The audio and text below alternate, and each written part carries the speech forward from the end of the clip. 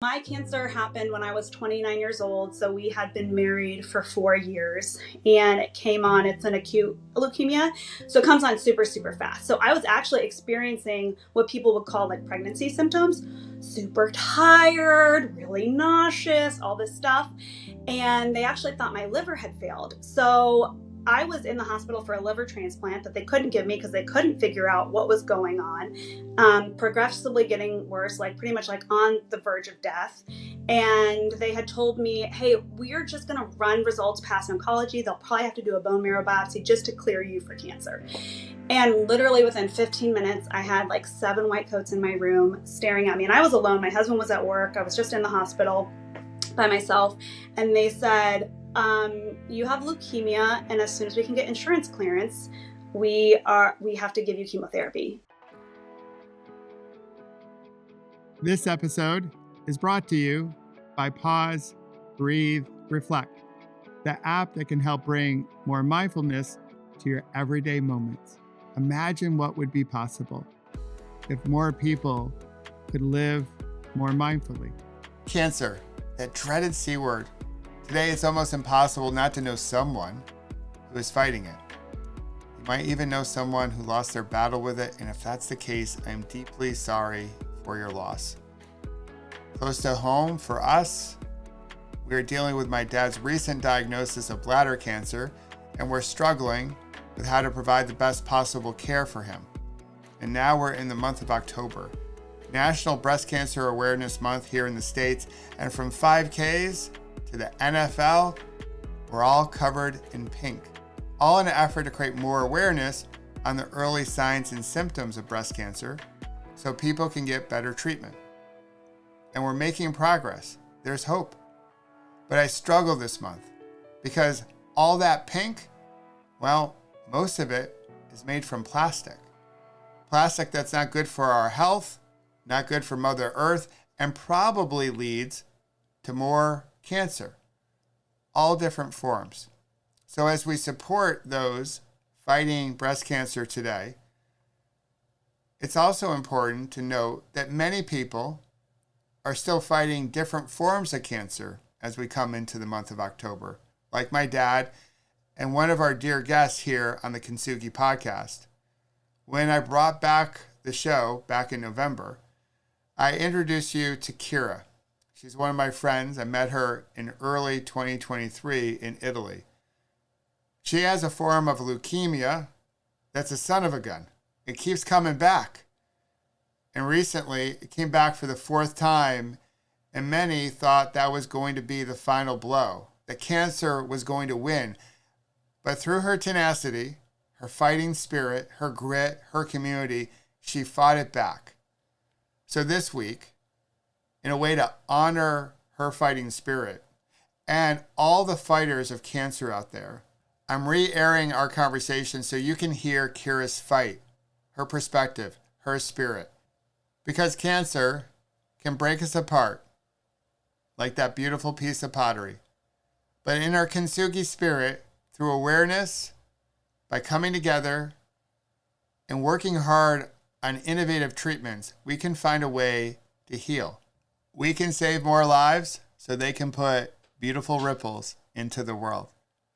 So if you're ready to meet a fierce cancer-fighting warrior, get comfortable, take a healthy breath in and a slow releasing breath out, and get to know, once again, my friend Karrah. So good to see you. It's so good to see you too, Michael. I've missed you. I've missed your energy. For those that don't know, Karrah and I met now 6 months ago in Tuscany, Italy. Not a bad place to meet.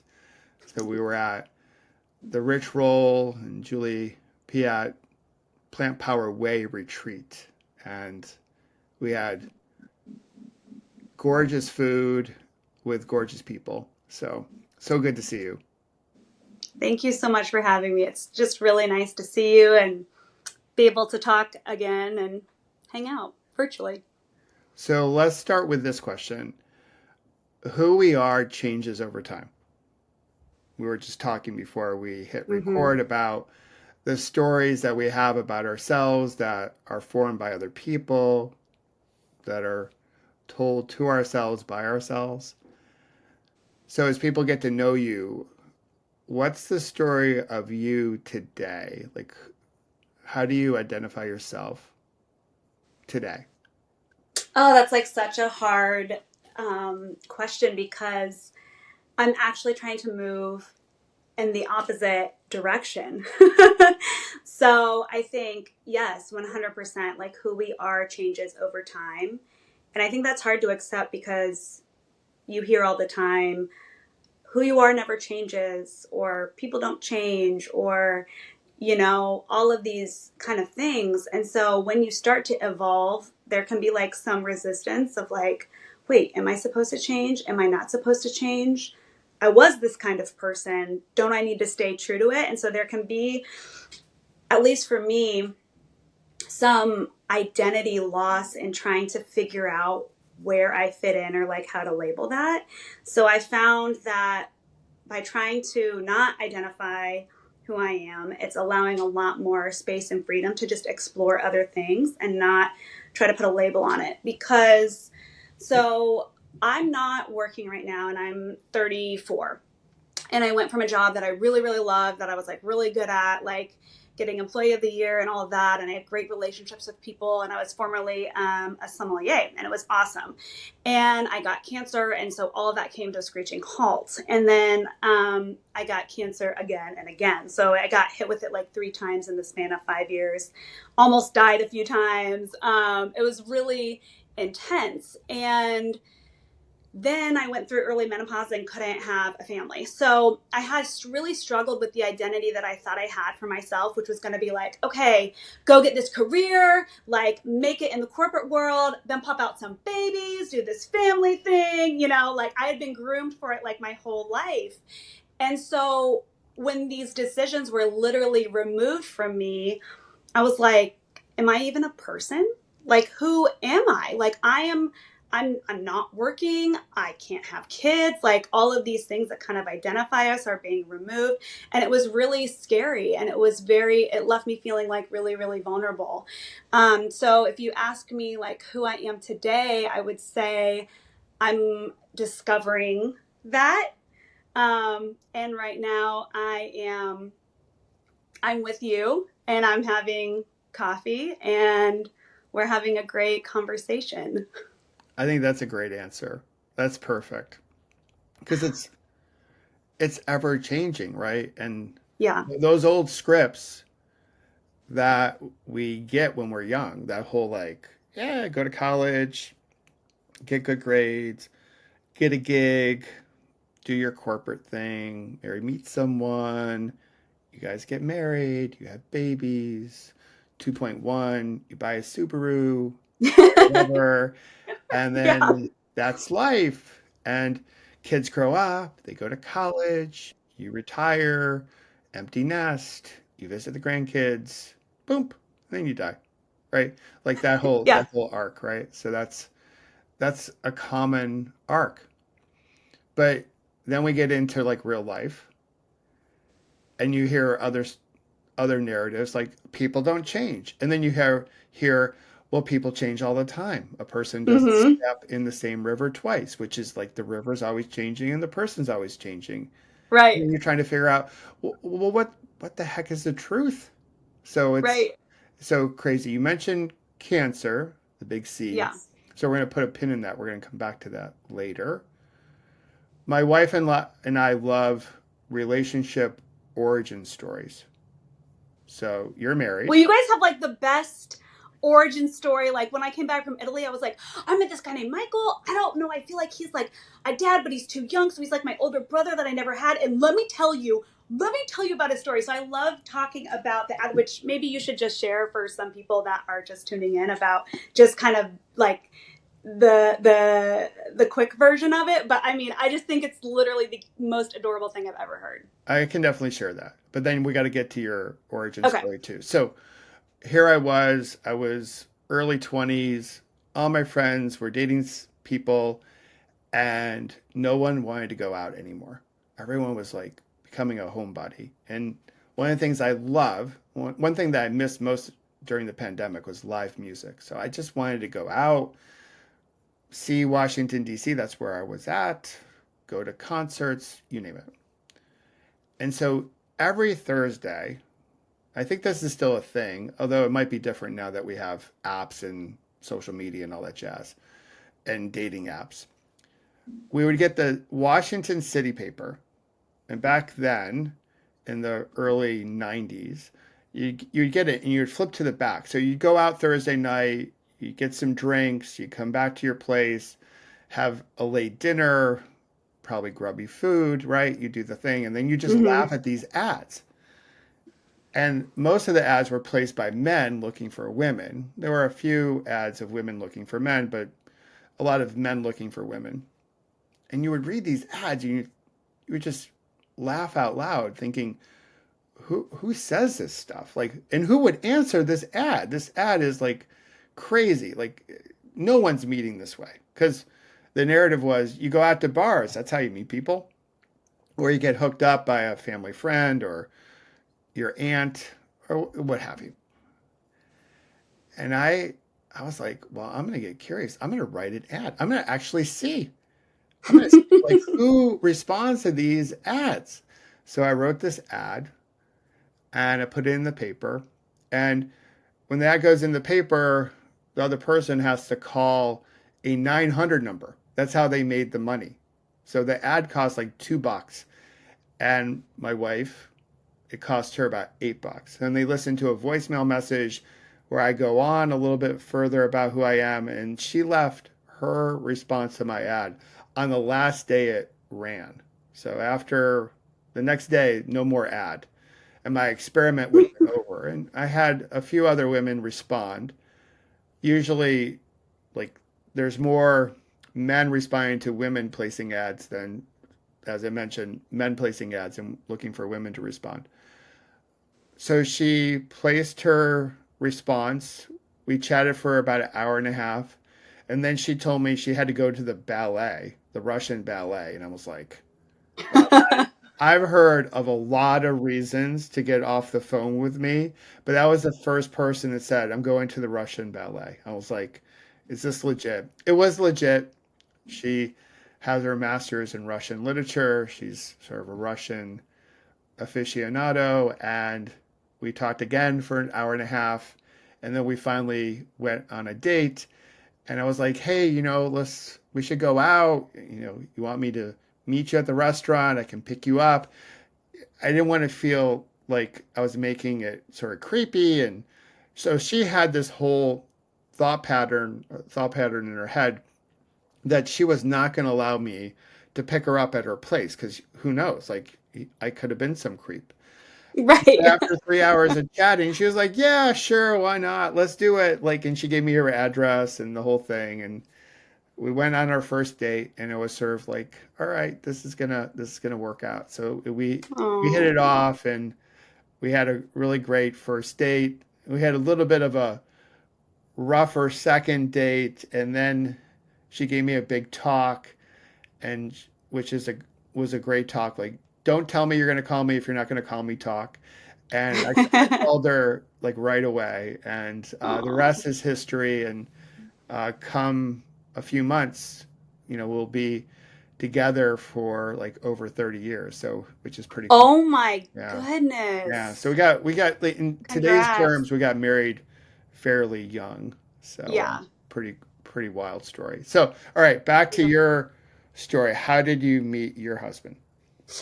So we met in California. So I went to school in LA, like in the Valley. And so I'm going to back up just a little bit to give you a little bit of background. So I was the oldest of 5 kids, and my mom was like a home birther, bread baker, traveling through the woods, finding mushrooms and making kombucha like 30 years ago. So when it like wasn't cool to bring like homemade whole wheat and, freshly made peanut butter to school. And so she actually homeschooled all of us. And so we didn't really have a formal education. Our education looked like foraging in the woods. It looked like learning how to bake bread. Fractions was, okay, 2/3 a cup of oil to a 1/3 cup of vinegar makes a salad dressing. Okay, now you know your fractions. So I grew up a really interesting life that it seems normal, right? Until you get out into the real world, and then you're like, oh, okay, this is different. So I grew up in a really big family, and so formal education was kind of intimidating to me, but neither one of my parents had gone to college. And so I really felt this responsibility, being the oldest of 5 kids, to go to school to show them that, hey, if I can do it, you can do it. And so I had a cousin who lived in LA and was like, hey, if you come out for college, I will let you live with me rent free as long as you're in school. You just have to figure out how to pay for your own school. So I was like, oh, well, that's easy. So I moved in with them, started going to school, and one of my friends that I eventually moved in with went to Bible college. And so she had a guy in her class named Micah who was like all tatted up, and he was from Hawaii, and he made guitars and climbed waterfalls and all this stuff. And so I quickly kind of like knew his name, but I was super shy, like had no boyfriends. My dad told me I couldn't date until I was married. So just a little bit like awkward, and so I found out kind of what Starbucks he was like studying at. And I was like, oh, I could just show up at that Starbucks. So I would just show up just to be in the same Starbucks and just kind of watch him interact with the mutual friends that we had, like a creep, and just not say anything. And every once in a while, he would be like, oh, are you Karrah? That looks like a really complicated book you're reading. And I'd be like, oh, yeah, totally is. And then the conversation like wouldn't go any further. Well, I kind of like forgot about him. And well, not really forgot about him, but kind of, life gets busy and things like that. And so my roommate was like, oh, do you remember that guy, Micah, like a year ago you were crushing on? And I was like, yeah. She's like, well, I think I have a blind date for you, except I know you kind of know him. He was just complaining to me that in Bible college, he can't find anybody who swears. Nobody likes to cook, and like nobody likes to go out to concerts and see good music. And I told him, I was like, well, you should meet my roommate, Karrah. She's into like all of that stuff. And so he was like, okay, we'll set it up. So I was like, oh, he's Asian. Like, I'll make Asian food. He'll come over to my house. So it like puts the control in my hand. And then like when he got over there, I was like, what am I doing? I'm making Asian food for an Asian. Like, I'm making the whitewashed version of P.F. Chang's Mongolian beef. Like, what is he going to think about me? And at the time I was kind of like a whirlwind in the kitchen, like very chaotic. So he like walks into like this giant mess and everything. And he was like, is there anything I can do to help? And I was like, actually, this beef needs cut by 1/8 by 2-inch strips. I need 60 pieces, da da da da. So I gave him like really specific directions, thinking like, haha. And he had it like all sliced up in a matter of like 8 minutes. I shit you not. And I was like, okay, what's the deal? Like, clearly you've been in the kitchen. You're like acting like a novice. And he's like, oh yeah, well, I did sushi for like 3 years, living in Hawaii. And I'm like, oh, okay. And he's like, I make a really good sous chef. So I'm like crushing on him, but I like don't know how to do this thing called like dating. And so I think he picks up on that. Like, he's smart. And so he's like, I noticed you like cooking. I live with an elderly Asian lady that makes some amazing Asian dishes. Would you like to come over and learn how to cook some dishes? Which I just thought was so tender and so sweet for him to kind of like meet me where I'm at. Whereas if he would have asked me out on a date, I think I would have been like, oh, I've never been on a date. I would have like started freaking out. But he totally saw where I was at, was curious, met me where I was at. And so our friendship kind of started developing through like going to shows, going to eat, like going to hikes, and being in LA, there's so many exciting things to do, and so it's just really fun to have a partner. So where it did get dicey though was when you're friends for so long, and I don't know, maybe you and your wife experienced that, is then how do you like break the friendship into like the intimacy? And so there were some awkward moments of having that real conversation of like, maybe we can't be together because we're going to be friends. And then establishing like, there was at one point I told him, we either need to be together or not be together. And he's like, oh, but I just have such a great friend and I don't want to lose her. And I was like, so there was that, like that intensity and that back and forth. And then one day it kind of like just exploded and we were like, no, like we're going to do this. And so it was really interesting because we had a base of friendship, and I didn't know how important that would be with the tragedy that was going to align for us, because intimacy is something that is really difficult. I'm sure, like, as you experienced when you are almost dying, when you're going through chronic pain and illnesses. And so it's like, if you don't have something behind the romance, the intensity, what do you have? And so that really deep foundation has really been what has like kept us through. Is like, through those things, like, didn't need a romantic partner. I needed a friend, a deep friend who really understood me and really was able to see me. And so it's just interesting kind of like how those things work. Yeah, I love that story. That's so tender, as you mentioned, by him to meet you where you're at. And Yeah. I can so appreciate the nerves. Like you got this blind date that's not a blind date. And Mm-hmm. you take on the complexity of now we're going to make a meal.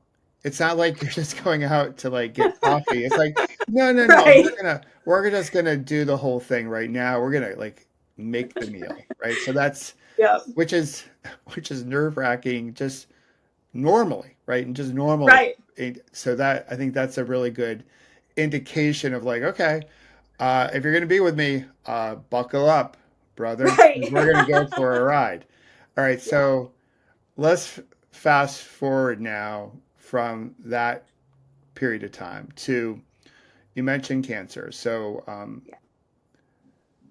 when we have our vows, at least we had pretty traditional vows. I'm not sure what your vows sounded like, between you and him, but it was the whole like, be together in sickness and in health. Like it's all things that you say. And you're like, yeah, Right. yeah, yeah, yeah. I'm saying all this, but none of this is going to happen to us. Like we're gonna I'll be take care of good. you when you get the flu. I'll Yeah, make you chicken yeah. Like soup. I'll rub your back. if you get an allergy, I'll go out and buy some whatever, right? Some Kleenex, right? Right. So, but none of this is going to happen to us. This happens to other people, but we're going to say it. Right. Totally. So, tell me and share about the early days of your cancer diagnosis and just sort of if you can set the stage for us in terms of like Yeah. all that. Yeah, I mean, our vows were very much the same. We had the traditional vows, and then we both took some time to reflect, to kind of think about the challenges that we were going to face individually and together, and then created vows based around that. And it's really interesting because my mom gave me some really great advice early on, and she told me, when you choose a partner, I want you to imagine that your partner becomes a paraplegic. And do you feel the desire to want to comfort them, take care of them? If that's what your life's purpose would turn into, could you do that? And I remember being at a point with Micah, feeling that like love for him and being like, oh my gosh, my life would not be wasted. Absolutely, I could do that. And being the oldest of 5 kids, like, I was a caretaker. I taught a lot of my siblings how to read, potty train them, all that stuff. So I'm like, yeah, like, absolutely, I can be that person for you. I think what's really interesting is I didn't ever think that I would be the person being taken care of, put in the vulnerable position. As a giver, yes, it involves a lot of like work and resources, but you're never the one being vulnerable. You're never taking, you're just always giving. And so there is an ease in being the giver versus the receiver. And so my cancer happened when I was 29 years old. So we had been married for 4 years, and it came on, it's an acute leukemia. So it comes on super, super fast. So I was actually experiencing what people would call like pregnancy symptoms: super tired, really nauseous, all this stuff. And they actually thought my liver had failed. So I was in the hospital for a liver transplant that they couldn't give me because they couldn't figure out what was going on. Progressively getting worse, like pretty much like on the verge of death. And they had told me, hey, we're just going to run past oncology. They'll probably have to do a bone marrow biopsy just to clear you for cancer. And literally within 15 minutes, I had like 7 white coats in my room staring at me. And I was alone. My husband was at work. I was just in the hospital by myself. And they said, you have leukemia. And as soon as we can get insurance clearance, we have to give you chemotherapy. And I was like, what? Like the lights, like in the movie, and like everything's like slow mo. I mean, it's just how it happens. Like, you're like, am I hearing this correctly? I don't know what's happening. And I said, well, am I going to live? And they were like, we don't know. Like, you're so far gone. Like, if the cancer doesn't kill you, the chemotherapy will probably kill you. Like, it's just such a candid conversation for them. And it was just happening so fast. So I instantly, a day or two later, passed out, ended up in the ICU, and eventually regained health. And they told me, hey, we're going to get this thing in remission. It's a high likelihood that if it comes back, then we don't have a lot of options for you. And so I was able to get the cancer in remission through 9 months of chemotherapy, and some chemotherapy you can do outpatient. Mine was inpatient because it was so intense. So basically the chemo that I had brought me to the brink of death by like killing all my brain cells. Then I would have to get a bunch of platelets and get some, red blood cells, and then do it all over again for like 9 months. And my doctor told me not to work. Well, I'm 29. I'm an oldest child. I'm really ambitious. I'm really into the David Goggins thing, which might not be best practice for cancer patients, but at the time it got me, I guess, to where I needed to be. And so I started working like behind his back, and I thought it was great. Like, I got to the end of it. I got into a remission in 8 months, and I was like, okay, I'm going to work out even harder. I'm going to take my body back. I started running. I ran my first 30 miles, and I was not athletically inclined at all. Because I was homeschooled, I was never in any sports, never ran a mile, so I'm rediscovering this physical part of myself that I'm really stoked on. And I beat cancer, and I'm like, whoa, yes, finding this newfound strength. And then it came back a second time, and I didn't expect that. And we went through a really hard set of questions of, hey, we don't know if we can get you into a remission. The likelihood is very, very small. And then if you do, you need to go through a bone marrow transplant. And it's really interesting because I remember this point reading in one of my books in high school about a bone marrow transplant. And I remember being like, wow, that sounds really intense. They kill off your entire immune system, all of your bone marrow. They put a new one in. Takes minimum a year to recover. I'm so glad I will never, ever have to think about that. I closed the book and it was done.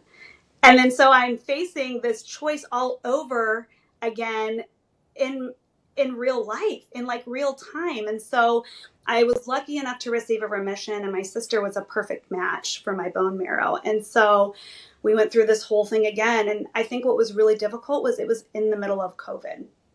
And there were a lot of different political things going on. And to just be frank with you, it was a giant fight with my family regarding my health, the political issues, health freedoms of other people. And so I was very isolated during that time.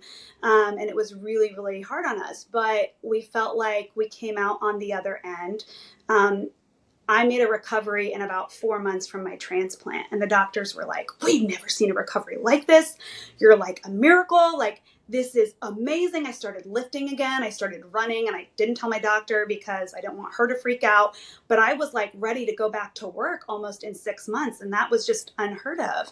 And so I was like, wow, cancer's great. Fall down, get back up better. Fall down, get back up better. Yeah, it's there are some really hot, awful moments of thinking about death and dying, but it's only made me appreciate life more. So I had this ultra positive mindset. And then my cancer came back a third time. And they were like, we don't know anybody living with this cancer in the span that you have had it 3 times. You have under a 10% chance of living, and we're going to give you about 6 months. So then we went to Seattle. We went to go see the leukemia experts in Seattle. Same story. Then we went to MD Anderson. Same story. So we're looking at each other okay, I have 6 months, and it's really starting to sink in. I'm sure you experienced this and we talked about this in Italy, when you were in that near-death experience. There's this clarity, and I think it's what yogis talk about when they try to reach, true, I forget what the word is, but true awareness or true consciousness, where everything falls away and only the things that matter are so crystal clear, and it feels so good. And there were days where I was like, oh, unloading the dishwasher is so amazing. The light through my window, like what was going on in that moment was so spiritual and so transcendent, because it was like, I didn't know if I was ever going to experience it again. I had been given 6 months. So somebody cutting me off on traffic was like, amazing. I get to drive and somebody's cutting me off, and look, like I get to experience anger. Like it was like even just mundane interactions just seemed so like heightened. And I've never really like been on drugs except like, some edibles. So, but I imagine that's like what people on drugs like feel like, whoa. And so I got put into remission, and that was 18 months ago. And so it's like, amazing. I beat cancer a third time. I'm a living miracle. But the downside of that is it caused a lot of complications, and I've had a lot of surgeries. I see doctors several times a week. My husband had to quit his job and become a full-time caretaker at home. So my life looks a lot different, and my physical abilities have been stripped, my job, a lot of things like that. So cancer keeps taking, even though it's not here. And so I've had to kind of stop all of this positive talk that I've done for 4 years to carry me to this point and be like, okay, what really happened? What am I really angry about? Am I really angry that I can't build a family right now? Am I really sad, that I can't feel like I can go out into the workforce and go make a difference with people every day? Am I frustrated that my marriage doesn't have the intimacy that it had before cancer? Cancer takes not only from you, but the people around you. Even if you're super positive like me and you're like, I'm not going to let it affect anything. Well, at some point, you're just covering up things that you need to feel with lots of positive feelings.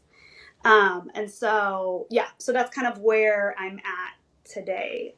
Hope that answered kind of the question. That was a pretty complete answer. I loved it. So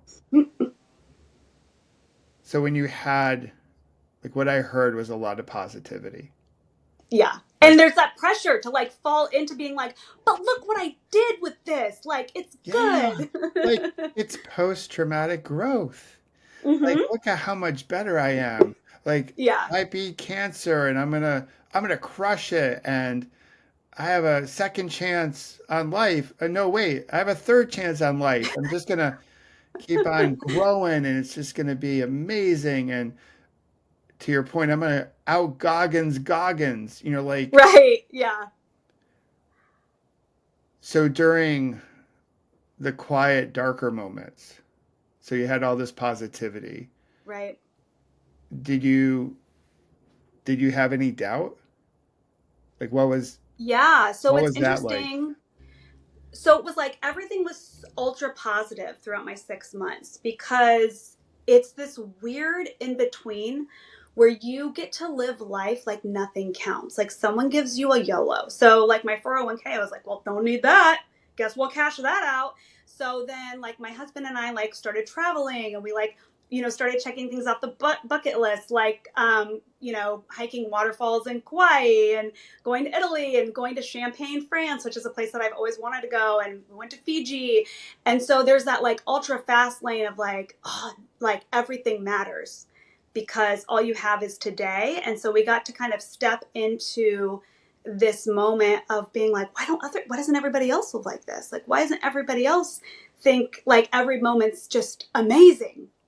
And then as we got further out and we approached that 6 months, some really chronic health issues started to happen. And I started to have a lot of pain, and I couldn't walk, and my joints started to like just totally break down. I lost a lot of muscle mass. I'll never forget like the day I had to stop doing like traditional yoga because my hands would rub up on the mat and the skin would just fall from my body. Like anything was just destroying me. And then it was like, living in a pandemic that also kind of limited where we were going. And so it was when we started to kind of get out of that like fast lane, and life had to start returning to quote unquote a normal pace.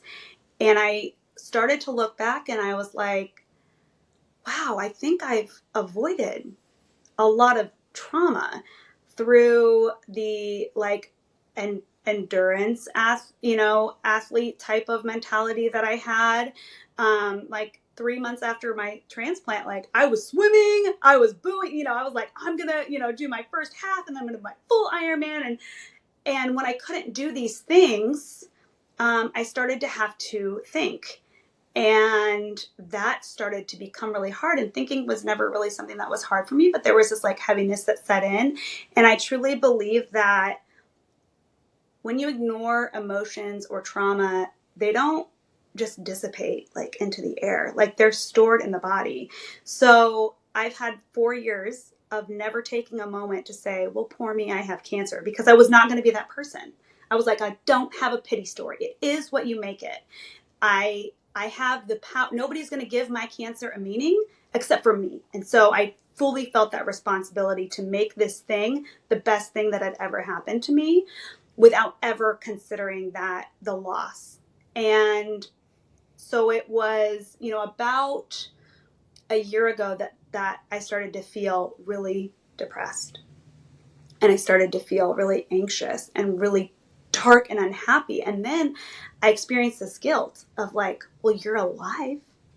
You're living. Why do you feel depressed? What in the world is wrong with you? You ungrateful POS. Like, you know what I mean? And so then I'm just sitting there like totally overwhelmed. And I'm like, well, I'll Goggins this out. Like, yeah, you should be happy. Like, you should be so grateful. Like, you can breathe. Like, you have a husband. Like, you know what I mean? And I try to talk myself out of these feelings because they're bad and I shouldn't have them.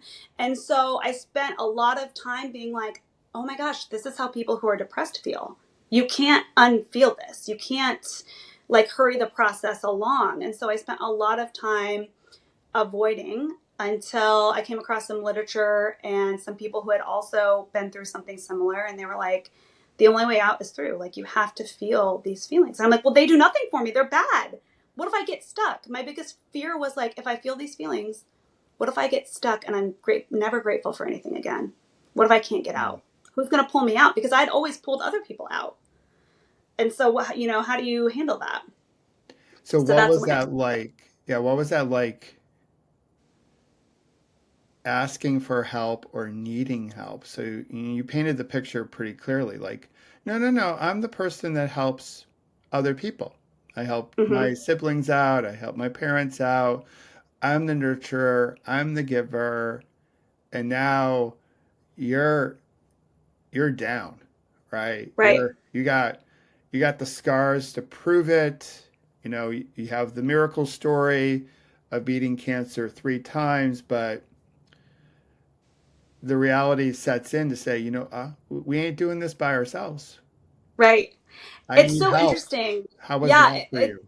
Super humbling because it was like twofold. So I'm so lucky to have an amazing community of friends and family who in any way, like physically, will like show up for me, right? Like, you need a meal, you need me to take you somewhere, you need a trip, you need this. Like, I know I'm unconditionally loved.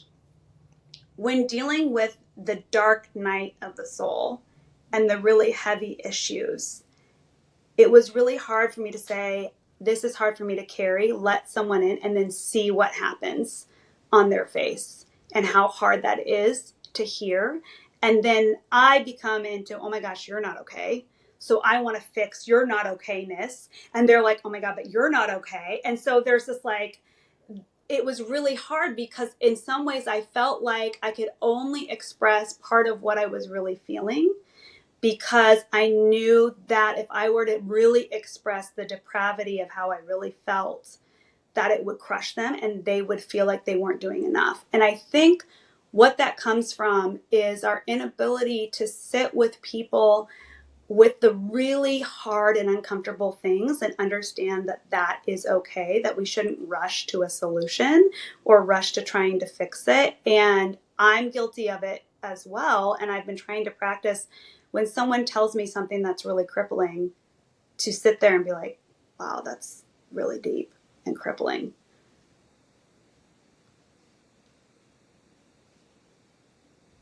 And see how long I can hold a silence for that. And it's like an allowing the wave to pass instead of trying to like outswim it.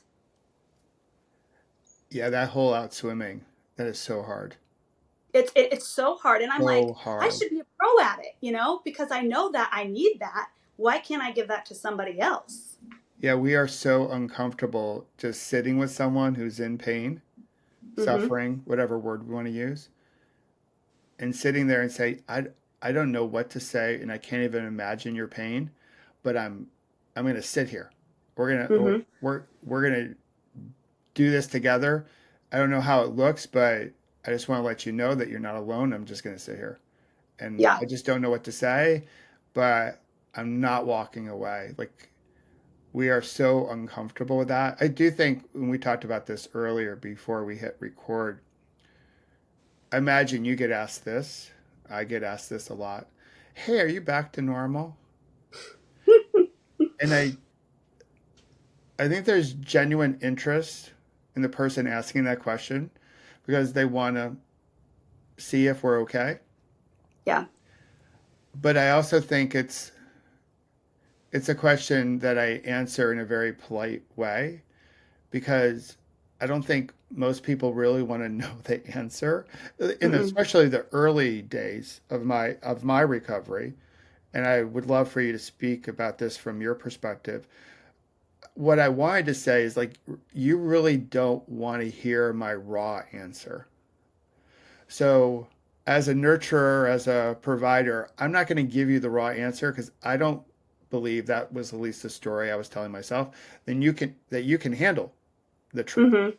So we're going to say, yeah, I'm sort of close to normal, even though like I don't know what normal is. And I don't think Right. I ever really did at any point in my recovery. Certainly not today when people talk about let's just get back to normal after going through what we've gone through as a society. I don't get that question at all. But I would love for you to speak, Kara, about like that, like the whole like normal. I think you've referenced getting back to baseline and just Mm-hmm. thinking about it's really a question about progress or like are you healing? Are you Right. getting back to where you want to be? Yeah. And I think, you know, it's hard because I want to scream at someone and tell them my normal is destroyed. Like, I'm grieving a life that I will never live. And it's not getting better for me. And I think that's hard for me to tell people. I beat cancer and my quality of life continues to decrease on a physical level. If you're looking at me on a clinical level, it's decreasing due to all the treatments that I'm doing, due to all the steroids. My doctor's visits every month increase, like above the month before. So for me to look at someone and say, oh yeah, I'm 18 months in remission, living, but my life is, you know, it's almost it's a very difficult conversation. So I've just been telling people I'm at baseline. Now, when I was like really deep, dark, and figuring out how to ask for help for people and sit in that uncomfortableness, I did experiment by saying like, it was awful, I literally just wanted to kill myself. And they would be like, and I'm like, but I didn't. And, you know, I kind of felt that way yesterday. I'm hoping, you know, I'm hoping we'll just ride this out. And they are just like, they don't even know what to say. And I'm like, don't worry, I'm not expecting you to say anything. I'm just telling you how I felt today.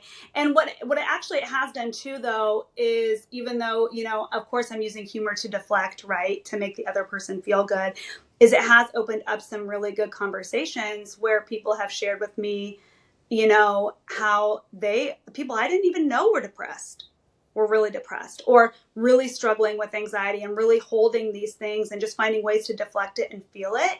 And it's interesting because I feel like there's like this movement going on of people learning how to start feeling and knowing like just because I'm depressed doesn't mean I'm a depressed person, and I can hold like being depressed and gratitude at the same time, and they can come in different waves, and I don't have to figure out which one I am today.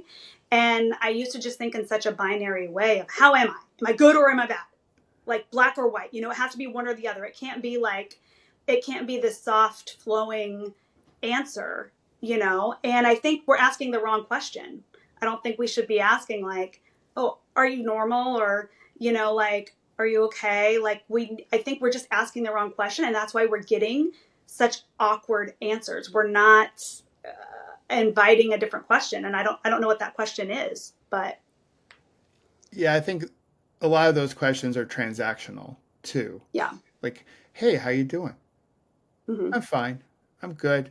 And it's like, okay, good. All right. Now we can get into the conversation.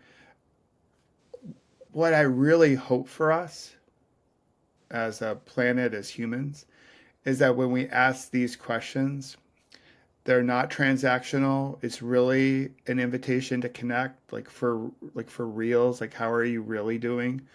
I think we're doing a fairly decent job. A lot of folks were in the early stages of the pandemic. Right?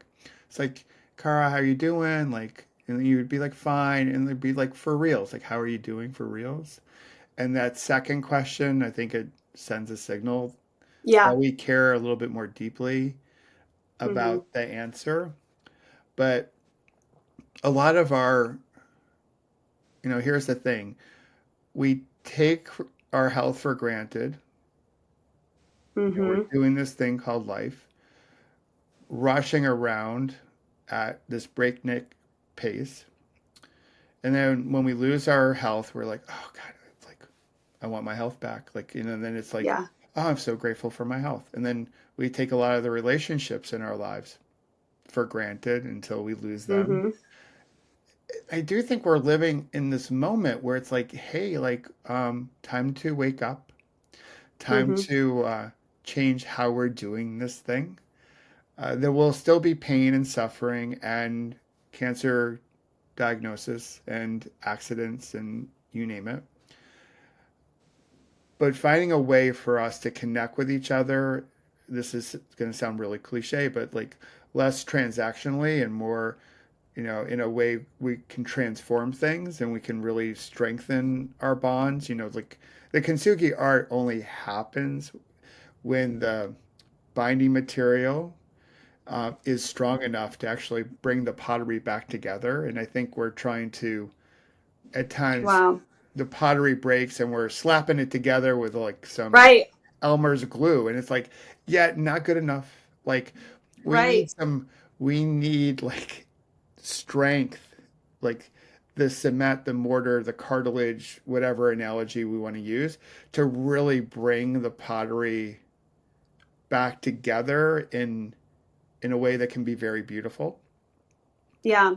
And I don't think we're not there yet. I think we're sometimes slow to learn, Yeah. but I have hope. I'm optimistic that we can learn this. So one question I had for you, I know I've thought about this a lot going through what I've gone through, but are there things that you once believed to be true before your cancer arrived and now today you don't believe in them? Has it That changed is your such an behavior? amazing question. Yes, like every day, to the point where when I say something that I believe, I tell someone, well, this is what I know with the experience and exposure that I have today, but it could be a different story. And just kind of that humbling attitude of understanding that healing is a process, it's a journey, there is no destination. And I think that's given me a lot of peace. In my mind, I'm like, okay, at this point, then I'm going to be well, and then life is going to start for me, or it's going to go back to quote unquote normal, but I just need to get my health back. And so accepting that, my state of healing might be really long and I might not arrive the way I think I should, and that it is a process. And once I came to terms with understanding the process and less of the destination, which is really hard because I'm so goal driven, it brought so much peace in like what's around me today, like in my normal, interactions with, the lady at the gym who's a lot older, and us talking about, like why she doesn't like yoga and things like that. And having, just these conversations and these things that exist, that are going on all around me, even though I'm not, quote unquote, doing the traditional thing that, you know, someone in their mid 30s should be doing, doesn't mean that, you know, these magical moments aren't happening all over. And so I think, yeah, coming to terms with like not arriving at a destination for everything. I used to believe like, okay, just hit this goal, just hit this monument, you know, just do this. And so being okay with loose ends is like a really hard thing for me right now.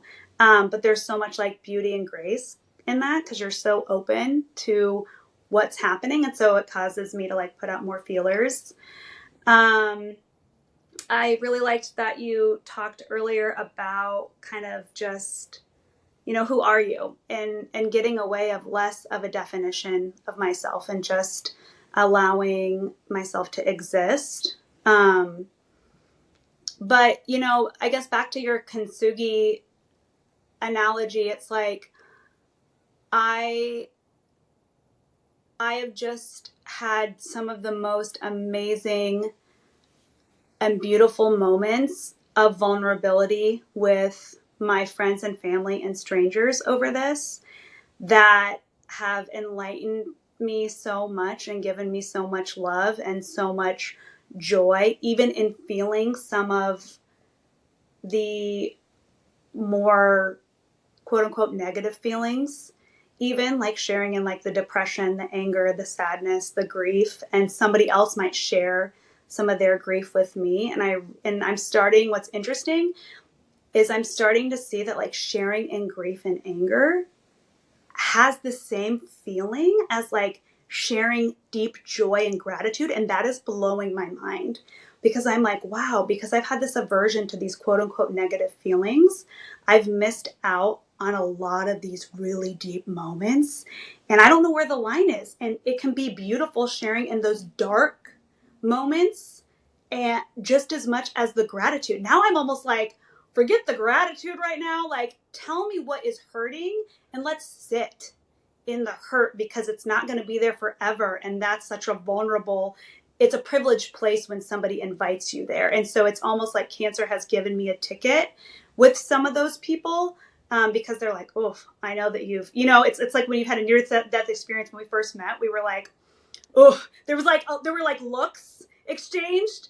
And then there was kind of this like pause where it was like, I know what you've seen type of a thing, you know? So.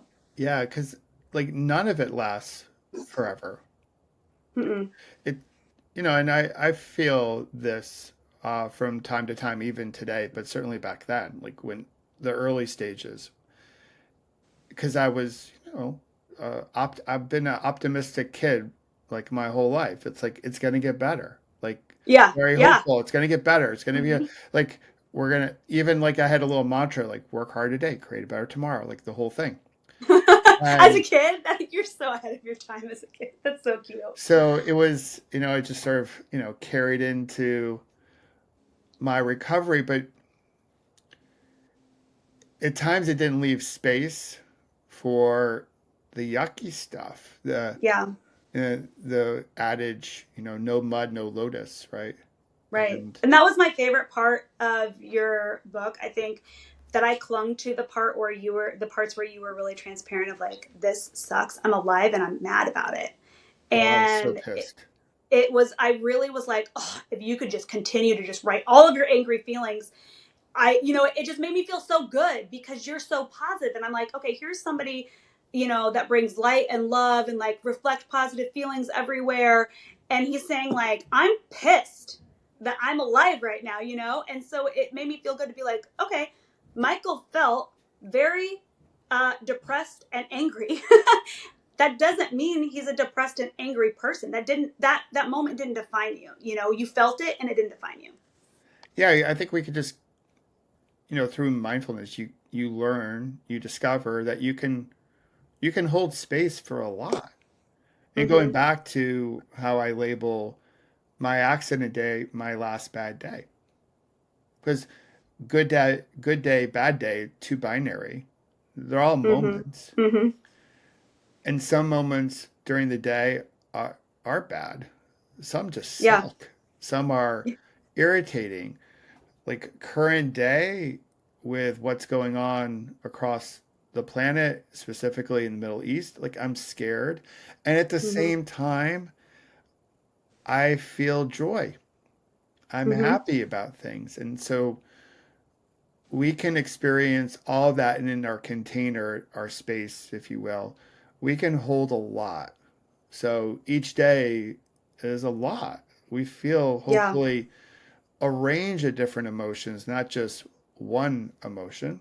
And some people, though, are stuck and they might feel or think they feel one emotion because it's so dominant. But we're Mm-hmm. experiencing a lot. And I think it's helpful to be honest with as we go through the healing process, as we go through the recovery process, that it's not simple, it's not linear, it's messy. Mm-hmm. And there are days where, yeah, we're totally upbeat and we feel great about life and this is going to be so awesome. And then we can have a moment where it totally blows. And, I've had moments more so in the beginning where I was like, man, it would have been easier if the truck just hit me harder and I wasn't around. Right? Yeah. And, or like, maybe it would have been easier if they didn't save my leg. Like, Mm-hmm. like, why? So when you think about the why question, because I still get this. I imagine you do as well. People come and say, well, things happen for a reason, and like, how do you feel about that when you receive it? Like the whole, like Yeah. things happen for a reason. What's your, what's your articulation of that? How does it land?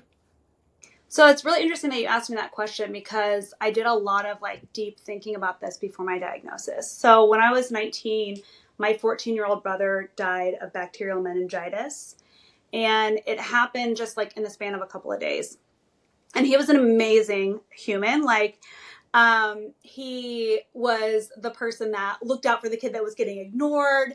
He was the one who was building giant ramps in the backyard, would jump off a ramp, smash his face, be like, that was cool, I'm gonna make it bigger. Like, he was just always pushing the boundaries and always really fun and full of a lot of life. And so he left a really big hole in the community. Like, when he suddenly died, I think it's different when a child dies. It's like everybody agrees that that's something that shouldn't happen. When older people get cancer, it's like, oh, that's awful, but also they lived a life. Like, when a life is so quickly ended like that, it's really hard to say, like, well, everything happens for a reason. Like, you know what I mean? Like, it's a tragedy.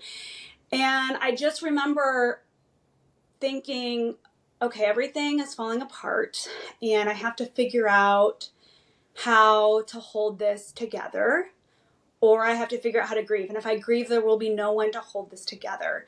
So which one am I going to choose? And I chose to hold it together. And to honor my brother and to honor my family, I felt like nobody was going to make his life matter if I didn't create a meaning. Me sitting here being sad is not going to give his life a meaning. But if I can find a way to allow the reality of death and to celebrate the life that he lived and to get involved, in youth group and to do trips with his friends and to invest in mentoring and allow his death to change me, then, like, as you ripple, you say that memory like lives on. So it was a way for me to cope of it. It was like the words were like printed on my brain, like, create a meaning.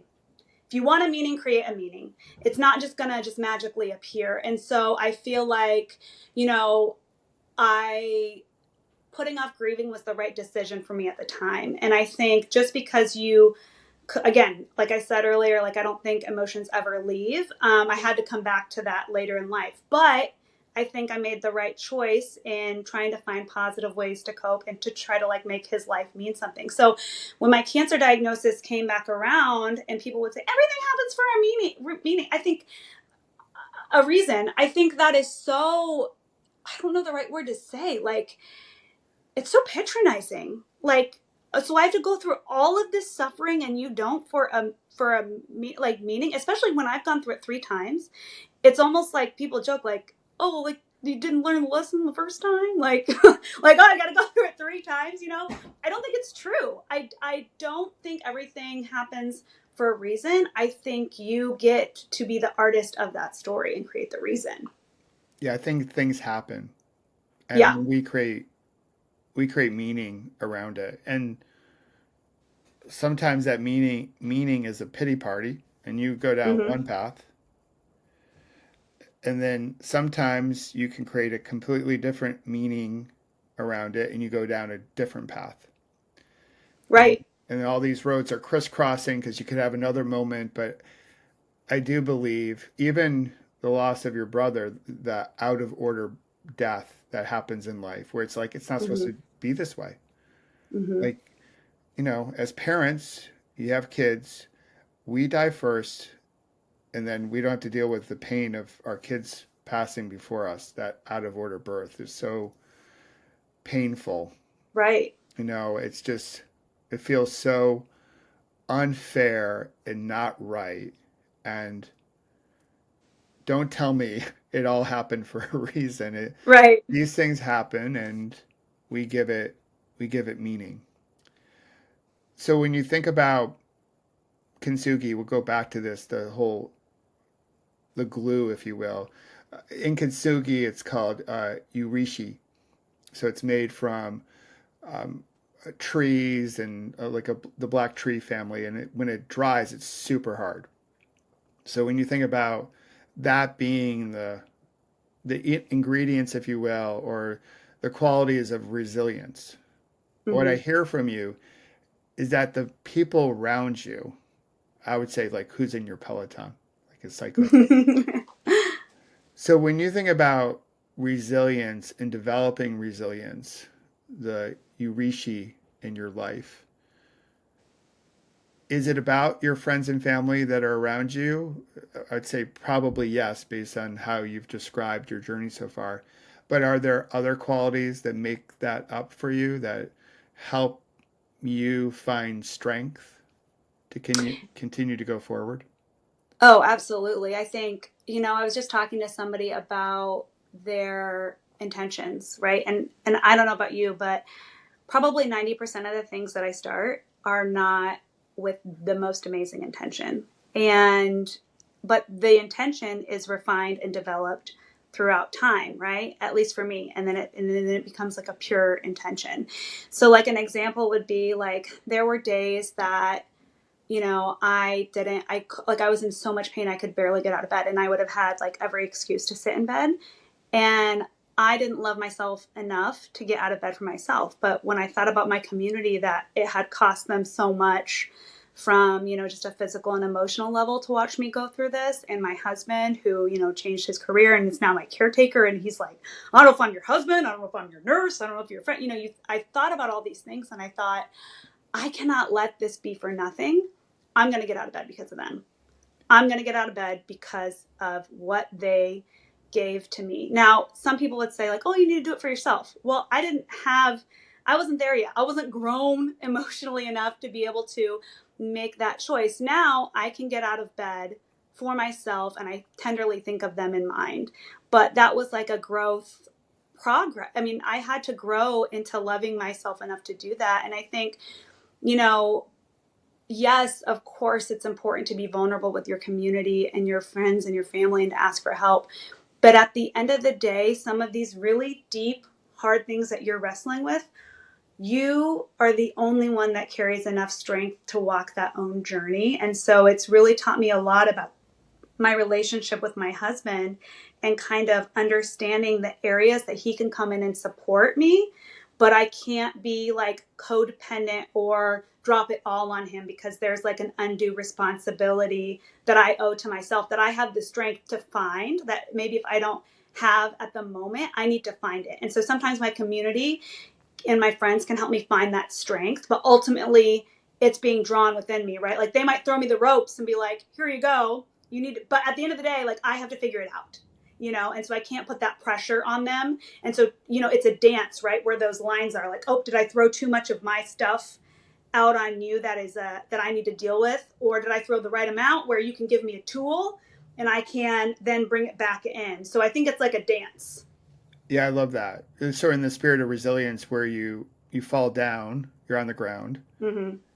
There'll be the hand that reaches out to pick you back up, and so they're using some effort, they're burning some Yep. calories to get you back up on your feet, but ultimately you need to summon the strength within you to help their hand out so you can Yeah. stand up. And when you stand up, you can stand up and be solid with the ground. It's not all on them. They're not picking you up and also keeping you standing.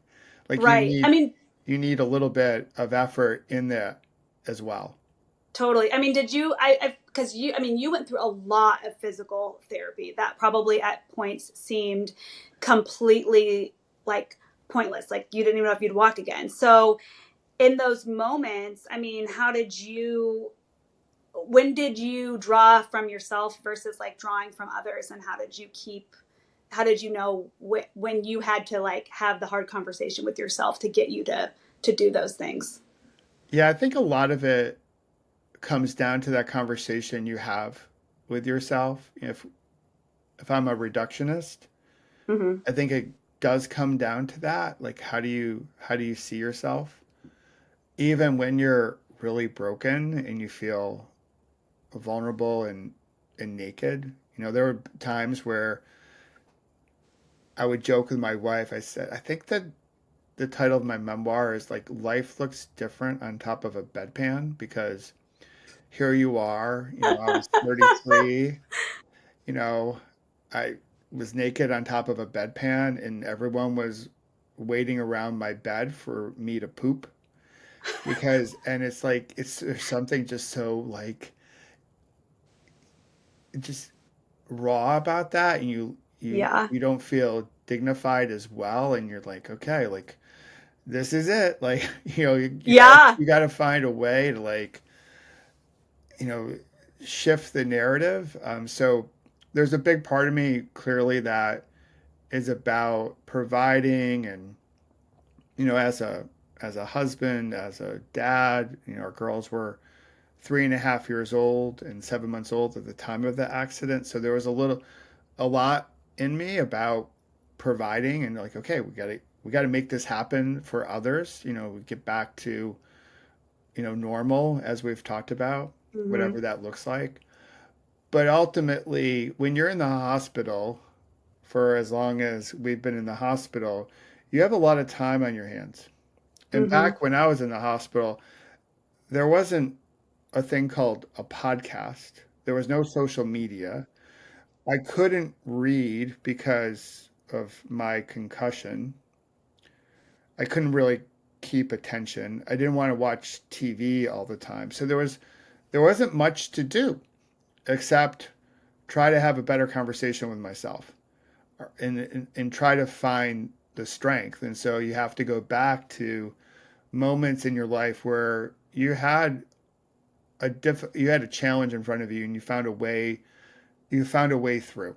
To your point, the only Mm-hmm. way through is through. So I would work on that conversation, and sometimes it was really uplifting and strong, and other times it was pretty dark, and I just wanted to quit, and I don't want to do this anymore, and Mm-hmm. all points in between. So Yeah. when it comes to your scars, because we love to celebrate scars, and scars can be emotional, they can be physical. Is there a scar that you look at and you're like, yeah, I really dig that scar? Um, so it interesting. So I mean, I like have a double port right now. There's like a pretty nasty scar. Yeah. That's like pretty. Not a lot of people see it. It's just kind of a thing that like exists. I This is gonna sound really interesting. When I lost my hair for the first time, I loved being bald. And I know you're thinking like, okay, 29-year-old, long dark hair, like, and I wasn't, like I liked looking nice. I liked being beautiful. But when I lost my hair, I felt like it was my way to take back and reclaim femininity. And so for me, I didn't want to opt in for a wig. I wanted to show the world that I was comfortable moving forward with what I had, and that was like part of my strength. And I felt all of the other women that are on the verge of dying, and I hope this doesn't come out insensitive like to anyone. I mean no disrespect, but you're dying and you're worried about your hair. That's the society that we're in. Like, you should be worried about the moments that you have with your kid or cuddling your dog more, but we're like so focused on the hair. And yes, of course, that's a part of our femininity, but I wanted to reclaim that for other women and be like, hey, why don't you worry about going on a trip to Fiji instead of your hair? Like, that's way cooler and way more fun. And so I just kind of felt like, in doing that, like, maybe it can encourage other women, like, hey, it's okay that you might be dying, to not worry about your hair, and instead, like, go plan a fun trip, or go order every dessert off the menu at a restaurant, or go randomly gift the old lady at your Y something really, really cool. That there are just so many more things to like pay attention to. And so again, I don't want to disrespect anybody that that was really hard and like a super big loss, but for me, I kind of like took it around the other way. And I think too, because I was bald, it was like there was so much I didn't have to say. It was like people just knew. And if I was wearing it proudly, I felt like people that wanted to ask questions got the vibe, I feel like she could handle the questions. And so then it would invite really good conversation, because if I wasn't hiding it on the outside, likely it looked like I was willing to have a conversation, and I was. Yeah, and how often do we dress up the outside so we don't have to let people inside? Which is like Yes. body armor, how we look, Right. that can run the gamut. But like we put up a lot of fronts, we wear a lot of armor, like Mm-hmm. even though intellectually, and I think we've come a long way over the last several years. We've read stories, we've been inspired by them, where people have been vulnerable. Not a TMI share too much type of thing, but where there's like really honest vulnerability and how that changes our relationship with life. But Mm-hmm. still, no, that's good for those other people. Right. But I'm Mm-hmm. gonna I'm gonna keep on wearing my body armor because I like to walk around heavy, like with all this baggage and all this Right. stuff. And it's I'll just say it's life is a lot easier when you let go of the weight. Right. And And I mean, not to bring it back to like mindfulness, but since it is like what you do, you know, if you don't have the ability to be alone with yourself sitting in that space, right, for a period of time, of course you're not going to be able to show up for that way, to anyone in public. And so it really starts like in those private spaces of you being able to hold, space for those feelings for yourself. And if you can't, I mean, it's going to be obviously reflected in your relationships and in the depth of your, conversation. yeah, I love that. I think one of the things that I discovered most, I sort of alluded to this just a couple minutes ago, but I got comfortable being with myself during this whole thing. Just being Mm-hmm. quiet with myself, being still, just being, and not in the chase, right, after the external merit badge or what have you. Because Mm-hmm. that was a big part of what I thought life was. Like, come out of college and you start your professional life. Like that's it. So you're never by yourself. You're always going. And it Mm-hmm. really forced me to hit pause and had a lot of quiet nights and quiet afternoons and quiet mornings and just being. So I want to end on this note because you have this lovely blog. So I've been able to read through a lot of it. You have a Oh, thank you, quote Michael. from Brianna West. So I'm not sure if you're familiar with. Love her. Yeah, so She's so she's great, amazing. right? So what you put in the post is this: you don't heal some things. You just start living in spite of the presence of their presence, which is when they heal themselves. And I was hoping you could comment on that as we round out our conversation because you mentioned this earlier, like we're so quick to want to make things better right Mm-hmm. away, fix it right away. We don't allow things to breathe. We don't allow things to unfold as they're supposed to unfold. And I'd love for you to share more about what that quote means to you. Yeah, it's been a quote that I've had to like constantly remind myself, because I think anybody with like a chronic illness can even relate to this of, am I ever going to get better? Are things ever going to return to normal? And you're kind of taught to like wait and kind of like hold everything at a certain point, like don't release the floodgates, like don't really start living until you get your health figured out, or don't really start living until, you get your retirement set, or like don't really start living until. And the thing is those moments keep moving, right? Like I remember like, oh, when I just get engaged, when I just get married, when I just, and those moments are here right now. And so it really taught me like, I don't know if I'm going to get better, but I cannot cheat myself out of the moments and the days that I have, being like throwing them away because I'm not at my like optimal place.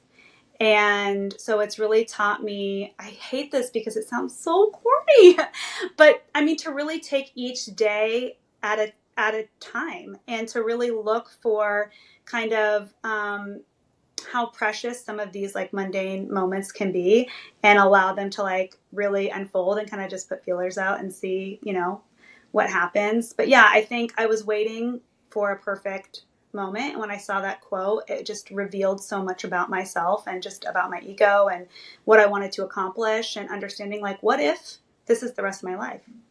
What if I never go back to work? What if the rest of my life is managing a disease? What if I am lucky enough, quote unquote, like to continue living, but then I have to manage this chronic disease? What is that going to look like? Am I going to keep waiting for something?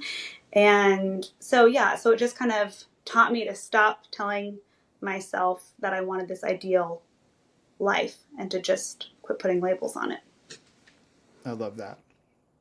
Be more afraid of not living than dying. Yeah. Like live.